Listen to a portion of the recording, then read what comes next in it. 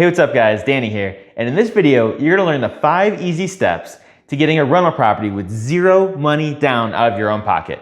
You don't need good credit. There's no banks involved. This is how you get started in real estate with no money down. This is the mystical stuff that people wanna teach you in classes and whatnot. And I'm gonna teach you this for free right here in 5 easy steps.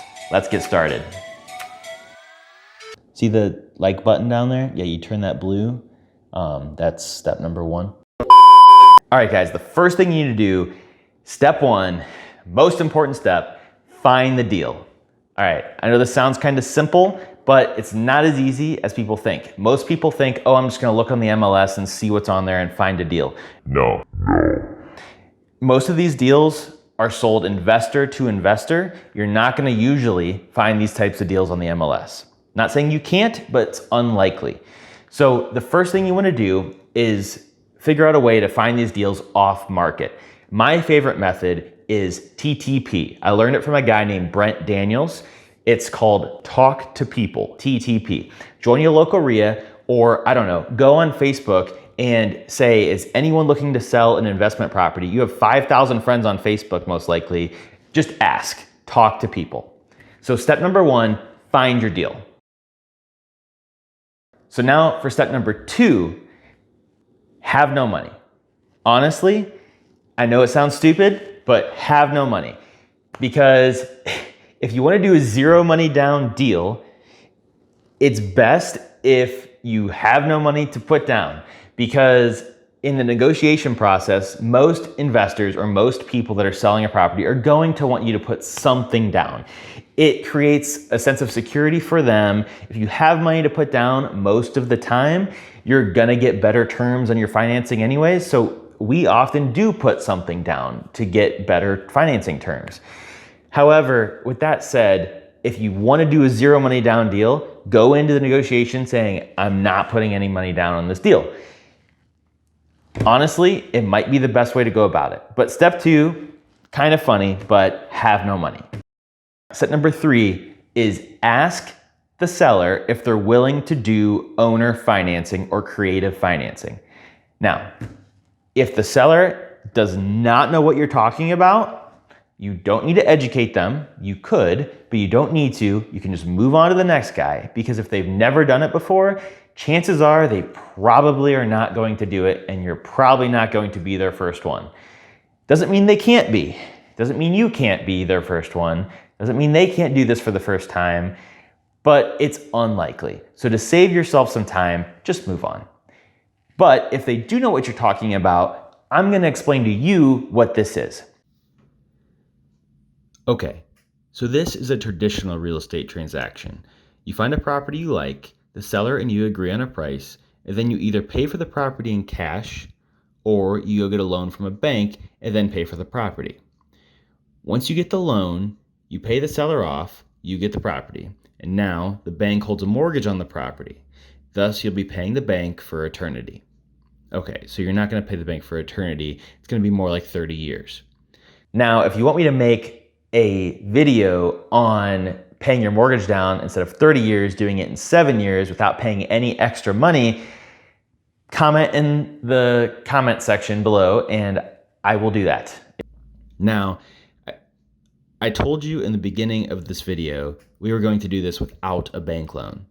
In this situation, the seller actually is going to become the bank, effectively.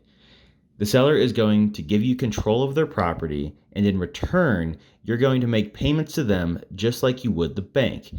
The seller will most likely want the full balance paid, or in other words, a balloon payment in 3, 5, maybe 7 years.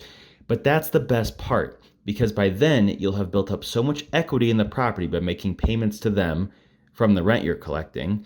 You will most likely be able to go get a bank loan and refinance the property with no extra money out of pocket as a down payment. As long as you've built up enough equity in the property, or the property has appreciated in value from the market appreciating, or from you making improvements, which is still gaining you equity.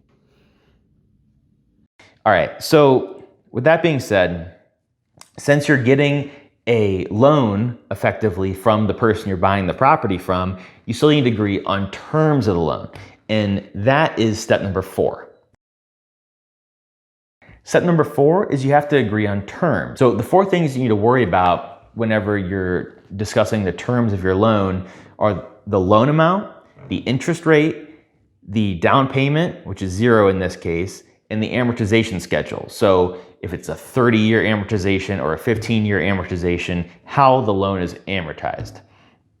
So we already know one of these.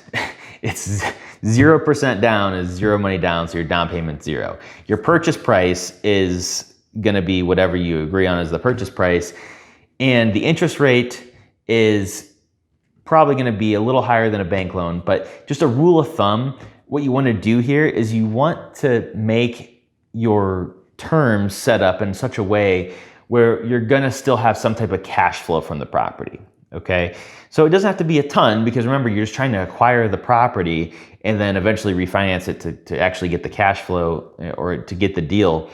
But the key here is to make sure your interest rate is as low as possible and your amortization is as long as possible. That will yield the lowest payment, okay? Now, it's up to you how you structure it, because equity buildup and other things like that, I'm not gonna go into details because every deal is different. However, if you have questions, please comment below. All right, step number 5, once you have your terms figured out and all the other steps are complete, step number 5 is the easiest step of all, which is such a relief, I'm sure.